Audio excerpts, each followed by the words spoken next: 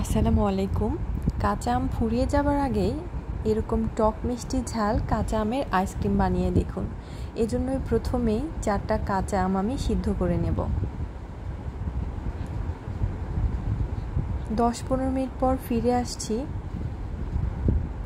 একটা কাঁটা চামচ দিয়ে টেস্ট করে দেখেছি যে আমটা সিদ্ধ হয়েছে কিনা। এটা কিন্তু পুরোপুরি একদম সিদ্ধ হয়ে গেছে। এরপর আমি পানি ঝরিয়ে নেব। ঠান্ডা হয়ে গেলে আমের খোসাটা ছাড়িয়ে নিচ্ছি।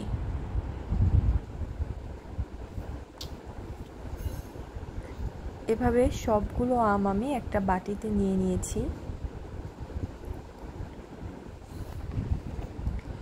এরপর হাতের সাহায্য ভেতরের আটির অংশটা বের করে ফেলে দেব এবং আমটা ম্যাশ করে নেব।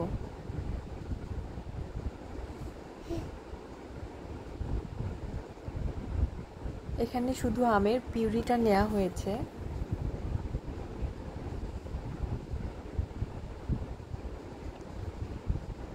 আপনি চাইলে কিন্তু আমটা সিদ্ধ না করে কাঁচা আমও ইউজ করতে পারেন। এখন একটা ব্লেন্ডার জারে আমি আমের পিউরিটুকু ঢেলে দিচ্ছি।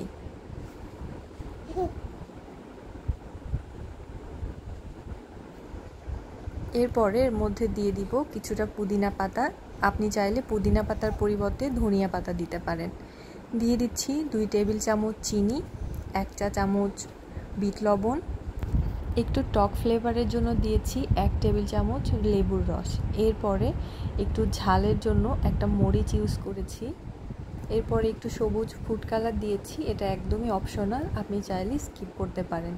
এখন এর মধ্যে হাফ কাপের মতো পানি দিয়ে এটা আমি ব্লেন্ড করে নেব। ভালো মতো ব্লেন্ড করে নিয়েছি। দেখুন এরকম ঠিক একটা পেস্ট হয়েছে। এখন এটা আমি একটা আইসক্রিমের মোল্ডে ঢেলে নিচ্ছি।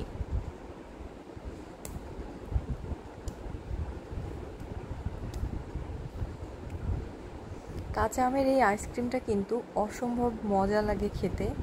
আপনি চাইলে এভাবে জুস বানিয়েও খেতে পারেন।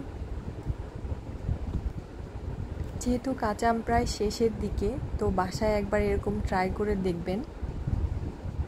ঢাকনা দিয়ে ঢেকে দিচ্ছি।